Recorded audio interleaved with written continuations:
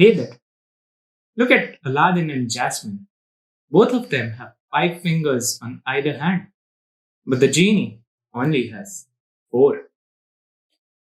Well, the genie is not just some exception in this mythical world of cartoons.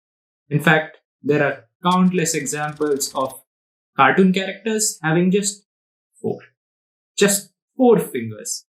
And I'm here to tell you, it's not just some of them, it's all of them. But why is that?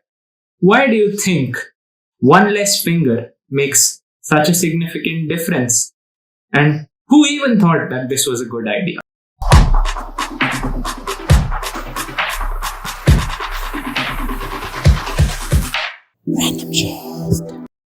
It all started with good old Walter Disney. Was Walter even his real name? I don't know. Well, I'm just assuming. So, anyway, Walt Disney had this great idea that, cartoon characters should have just 4 fingers. Why is that? Well, he thought it would be faster and cheaper to animate. You know, he decided animation was a thing, this little thing we're talking about, animation, all of that, yeah. He decided it would be faster and cheaper. He even said at one point that if Mickey had 5 fingers instead of 4, his hand would be like a bunch of bananas. Yeah, go figure. And just, put yourself in the mental space of a 20th century animator who had to make 12 images, that is manually drawn by hand, make 12 images just to get 1 second worth of animation for any cartoon. You get the point now, where it's easier to just draw 1 finger less on either hand. Right. That was the old ages, the stone ages, where, everything had to be manually drawn and everything took massive amounts of time. But what about now when technology has advanced so much?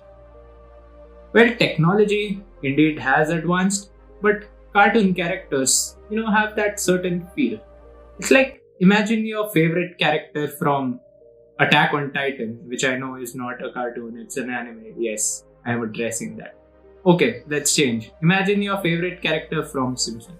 Never watched that? Alright, take Mickey Mouse. Not your favorite character. Great.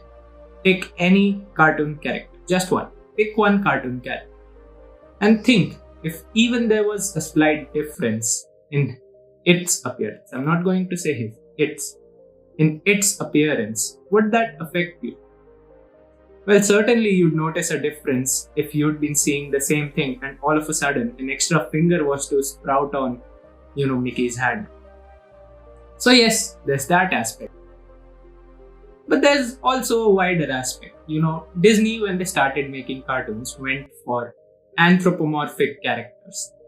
Wait, I'm here to tell you, it's easy. Anthropomorphic characters were characters, having certain human traits, resembling humans in a certain way, which is evident because no mouse can actually talk. Yeah. So, anthropomorphic characters had human traits. Well, they should have 5 fingers then. That's the difference. They had human traits. It was easier and cheaper for 4 fingers, but the 5 fingers were not there, to create a difference. If you see in any of the 80s Disney's classics, 4 and 5 fingers are used to differentiate between the human counterparts and their cartoony sidekicks. See, there's a clear sort of hazy boundary. Yeah, I did say clear hazy boundary.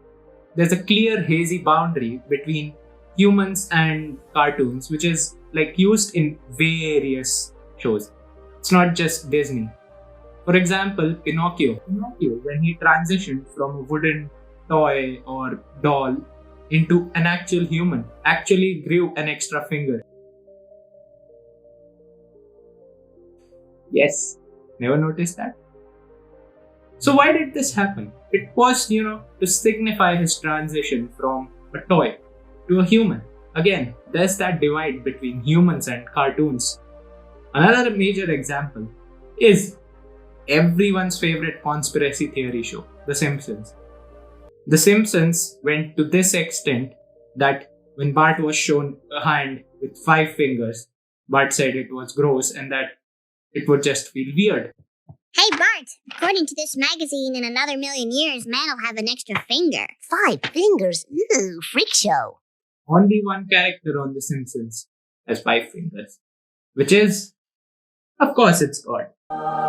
Yes. So, I guess that's really that on why cartoon characters have 4 fingers. Well, mostly, or like traditionally. Now you'll see multiple characters with 5 fingers, but that's not the point. You get what I mean. Yes. Oh, and there's also Japan. But we'll talk about that later. Yep. So, thanks for watching the video. I hope you had fun and learned something new. Do like if you enjoyed the video and leave any suggestions you might have for future videos down in the comment section. Cheers.